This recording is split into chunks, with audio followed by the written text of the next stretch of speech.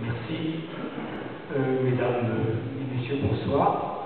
Vous avez probablement été surpris que je sois candidat au consistoire. Alors je voudrais vous expliquer quelque peu, en plus de ce que j'ai écrit dans Unir, dans la profession de foi. Bon, ce qui me motive et qui a marqué toute mon existence, c'est le fait que ma famille paternelle a été parmi les victimes de la Shoah. Mon père ayant été fusillé comme otage, alors que j'avais 2 mois et demi, ses propres parents déportés à Auschwitz, ainsi qu'une tante que je n'ai donc jamais connue. Et donc, c'est sans doute la raison pour laquelle je suis très sensible aux questions de justice, d'égalité, et au souci de l'autre, comme je l'ai mis en exergue à partir d'une phrase de Hillel Ben Haken. À Strasbourg, ça a été dit déjà par d'autres, et dans le Bas-Rhin, il y a probablement un juif sur 3 membres de la communauté.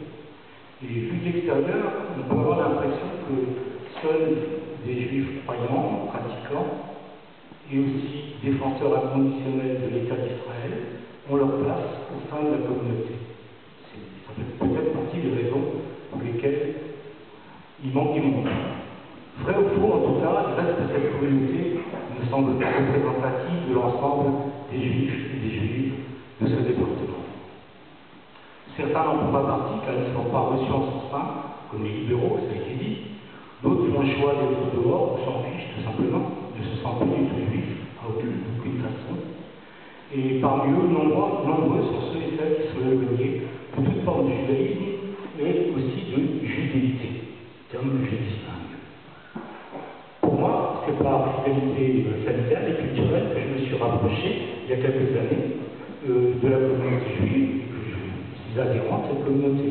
J'avais fait ma bar mitzvah avec le grand rabbin Max Warshawski, et je suis très ami, très lié avec l'un de ses enfants, Michel Warshawski.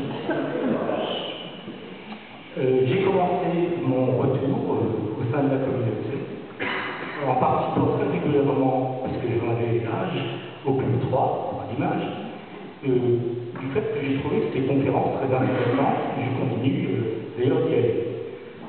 Ça ne s'est pas toujours bien passé, même au Club 3.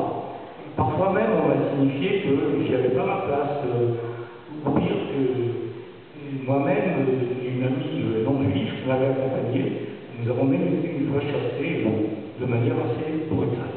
Mais enfin, laissons ces choses de côté. Il m'arrive aussi d'être jugé malvenu par les dames qui s'occupent de la viso, lorsqu'elles font bientôt en décembre, ce grand rendez-vous des livres au Wacken. Et j'ai même été pillé mani militari par des agents de sécurité qui étaient loin d'être des juifs, qui étaient payés pour cette tâche. D'autres, lors de conférences, lors du colloque pour le 60e anniversaire de l'État d'Israël, qui s'est déroulé au palais universitaire, et où j'ai pu intervenir, dans les couloirs, certains me traitaient régulièrement d'avoir la belle face, la haine de soi juive, ou même pire, d'être antisémite. Bon, je les laisse à leur fantasme.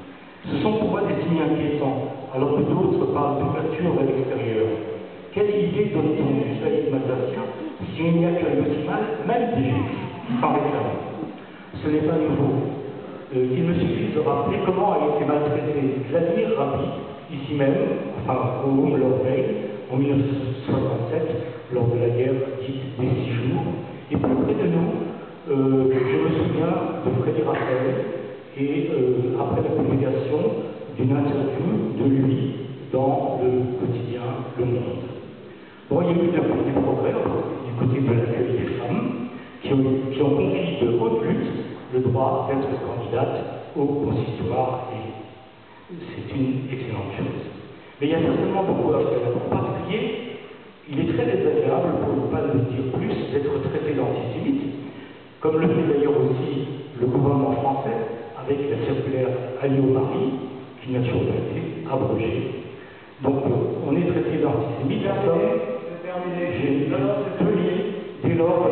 pas aveuglement les actes, tout le monde va bien gagner les soins.